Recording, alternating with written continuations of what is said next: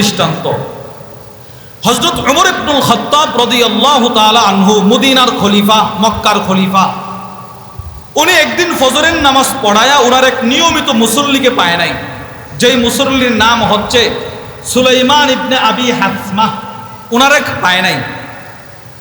আল মুওয়াত্তা লিল ইমাম মালিকের 347 নাম্বার আসর। আন্না উমর ইবনুল খাত্তাব, হযরত ওমর, ফাকাদা সুলাইমান ইবনে আবি হাসমা, ওনার মুসল্লি সুলাইমান ইবনে আবি হাসমাকে পায় না, ফজরের নামাজে অনুপস্থিত। সুম্মা গাদা ইলা সুক, হযরত ওমর নামাজ পড়ায়া বাজারের দিকে দৌড়ায়া চলে গেলেন। কেন বাজারের দিকে গেলেন?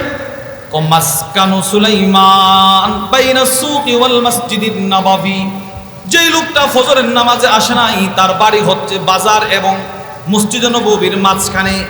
ওমর ওই লোকের বাড়ির দিকে রওনা দিল। ফামাররা আলা শিফা, হযরত ওমর ওই লোকের বাড়ির পাশ দিয়ে, তার মার পাশ দিয়ে যাচ্ছেন।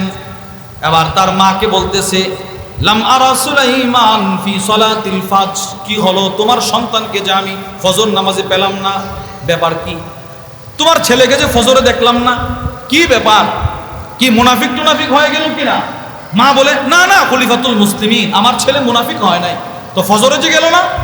এবার মা বলতেছে, ইন্নাহু বাতা ইউসাল্লি, আমার ছেলেটা না সারা রাত্র দাঁড়িয়ে তাহাজ্জুদে কাটায় দিছে। সুবহানাল্লাহ বলে না?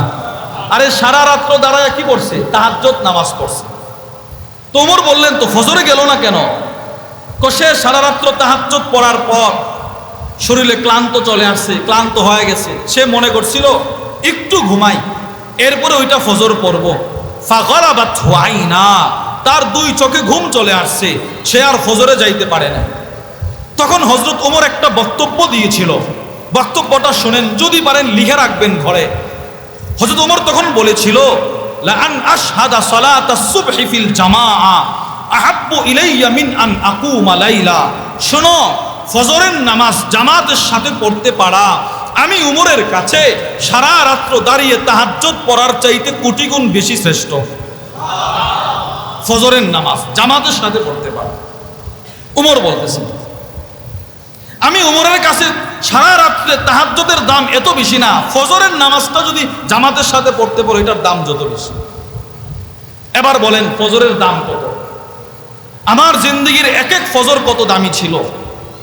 আজকে আমার 60 বৎসর আমার ফজর নাই, 30 বৎসর আমার ফজর নাই।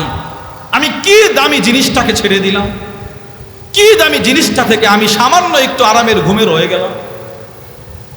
3 নাম্বার দৃষ্টান্ত, রাসূলুল্লাহ সাল্লাল্লাহু আলাইহি সাল্লামের এক সাহাবী ছিলেন, নাম হারেসা ইবনে নুরমান। উনি এমন একজন সাহাবী, ইমাম শামসুদ্দিন যাহাবী রহিমাহুল্লাহ লিখেন, রাসূল জান্নাতে গিয়ে মেরাজের রজনীতে হযরত বেলালের পায়ের আওয়াজ শুনছিলেন, আর এই সাহাবীর কোরআনে কারীমের তেলাওয়াতের আওয়াজ শুনছিলেন। এত বড় সাহাবী হারেসা ইবনে নুরমান। পরের দিন সকালে আল্লাহর রাসূল বলেন, তোমাদের ভাই হারেসার তেলাওয়াত আমি জান্নাতে শুনছি। তো সাহাবারা প্রশ্ন করলো, ইয়া রাসূলুল্লাহ, তার তেলাওয়াত জান্নাতে শুনলেন, আমাদেরটা শুনলেন না, তার এমন কি ব্যক্তিগত ভালো আমল আছে যেটার কারণে তেলাওয়াত জান্নাতে শোনা যায়? নবীজি বলেন, তোমাদের এই ভাই হারেসা, সে তার মা বাবাকে বড় খেদমত করে, তার মা বাবার এই খেদমত তার তেলাওয়াতকে জান্নাতে পৌঁছায় দিয়েছে। এই সাহাবী হারেসা ইবনে নুরমান শেষ জীবনে অন্ধ হয়ে গেছিলেন, চোখের আলো চলে গেছিল। এখন তো অন্ধ, রাতের অন্ধকারে মসজিদে যাওয়া বড় কঠিন। ফজরের নামাজ যেন জামাতের সাথে না ছুটে, উনি ওনার বাড়ি থেকে মসজিদের খুঁটি পর্যন্ত একটা রশি বাঁধছে, রশি। এই রশি ধরে ধরে আজান দিলে উনি মসজিদে গিয়ে ফজর জামাতে পড়তেন। কি ভাই, ফজরের গুরুত্ব কি পরিমাণ ছিল এই অন্ধ সাহাবীর ভেতরে। 4 নাম্বার, হযরত আবু দারদা রাদিয়াল্লাহু তাআলা আন, শুআবুল ঈমানের মধ্যে আসছে, উনি যেই যন্ত্রণায়, যেই অসুস্থতায় মৃত্যুবরণ করলেন, সেই অসুস্থতায় যখন তিনি পড়ে গেলেন, তখন তিনি তার পরিবারের লোকদেরকে ডাকলেন, ডেকে বললেন, রাসূলুল্লাহ সাল্লাল্লাহু আলাইহি সাল্লাম আমাকে যেই সমস্ত ওসিয়ত বেশি করেছেন, ওইগুলোর ভিতরে একটা ছিল, আমাকে নবী দেখলেই বলতেন, হে আবু দারদা, যথাসম্ভব তুমি ফজর ছেড়ে দিও না, তুমি তোমার ফজরকে ঠিক রাখবা। সুতরাং নবীজি আমাকে এই ওসিয়ত করছে, আমিও তোমাদেরকে ওসিয়তটা করে যাই, হাফিজু আলা হাতাইনিস সালাতাইন, তোমরা যথাসম্ভব দুইটা নামাজের হেফাজত যত্ন সহকারে করবা, ফজরের নামাজ, এশারের নামাজ। সুবহানাল্লাহ। বলেন কোন নামাজ আর কোন নামাজ? এর মানে আর বাকি নামাজ পড়ার দরকার নাই না। ফজর যার ঠিক, এশা যার ঠিক, তার বাকি সব নামাজ ঠিক, তার সব নামাজ কি বলেন ঠিক। তাহলে আমরা কোরআন ও হাদিস থেকে বুঝলাম ফজরের গুরুত্ব কম না বেশি? বলেন ফজরের গুরুত্ব কম না বেশি?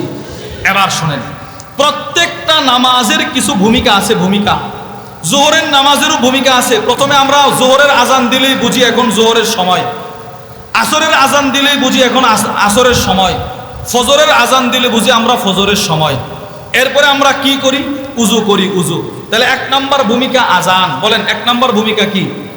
তাহলে ফজরের এক নাম্বার ভূমিকা কি? মাগরিবের এক নাম্বার ভূমিকা কি? জোহরের এক নাম্বার ভূমিকা কি? সবাই বলে না, সন্দেহ হচ্ছে। বলেন কি? তো আজানের বিষয়ে আলোচনা করার সময় আমার হাতে নাই। দুই নাম্বার ভূমিকা উজু, উজু। বলেন দুই নাম্বার ভূমিকা কি? এবার এই ফজরের সময় যদি আমি উজুটা করি, রব আমাকে কি দিবেন এ বিষয়ে কিছু কথা শোনেন। এক নাম্বার, আল্লাহর রসুল বলেন, কেউ যদি কোনো নামাজের জন্য উজু করে, তার শরীর থেকে তার যাবতীয় গুনাহগুলো বের হয়ে যায়। উজুর পানির সাথে গুনাহগুলো বের হয়ে যায়। মুসলিম শরীফের হাদিস, ইদা তাওয়াদ্দা আল আব্দুল মুসলিম আবিল মুমিন, কোন মুমিন যখন উজু করে, নবীজি বলেন, ফাগাসালা ওয়াজহাহু, উজু করতে গিয়ে যখন চেহারা ধৌত করে, খারাজা মিন ওয়াজহিহি কুল্লু খাতিআহ নাযারা ইলাইহা বিআইনাই মাআল মা আও মা আখির কতরিল মা, উজুর পানির সাথে সাথে তার চেহারা থেকে, পানির সাথে সাথে তার চেহারার গুনাহগুলো ঝরে পড়ে যায়, নবীজি বলেন। হাত ধোয়ার সাথে সাথে হাতের গুনাহগুলো ঝরে পড়ে যায়, পা ধোয়ার সাথে সাথে পায়ের গুনাহগুলো ঝরে পড়ে যায়। তাহলে এক নাম্বার, উজুর দ্বারা আমার গুনাহ কি হবে? মাপ হবে। বলেন উজুর দ্বারা গুনাহ কি হয়? তাহলে যে যারা আজকে 30 বছর পর্যন্ত ফজর পড়তেছে, এদের উজুর দ্বারা কি পরিমাণ গুনাহ মাপ হইতেছে বলেন তো? আমি যে 30 বছর যাবৎ ফজর পড়ি না, আমার কি পরিমাণ গুনাহ জমা হচ্ছে বলেন? আমাদের জমা হয়, আর বুজুর্গদের গুনাহ ঝরে যাচ্ছে ফজর পড়ার কারণে। তাহলে পড়ার নিয়ত করতে পারি না ইনশাআল্লাহ। যা কিছু বলেছি যদি সঠিক হয় রবের পক্ষ থেকে, ভুল হলে আমার পক্ষ থেকে, ইনশাআল্লাহ আমাদের হযরত ওয়ালা হাকিমুন নফস আল্লামা মুফতি মুশতাকুন নবী কাসিম হাফিজাহুল্লাহ হুজুর আছেন দেবগ্রাম মাদ্রাসায়। ইনশাআল্লাহ এখানে এসে মাগরিব পড়বেন, মাগরিবের পর হুজুর ইনশাআল্লাহ বয়ান করবে ইনশাআল্লাহ।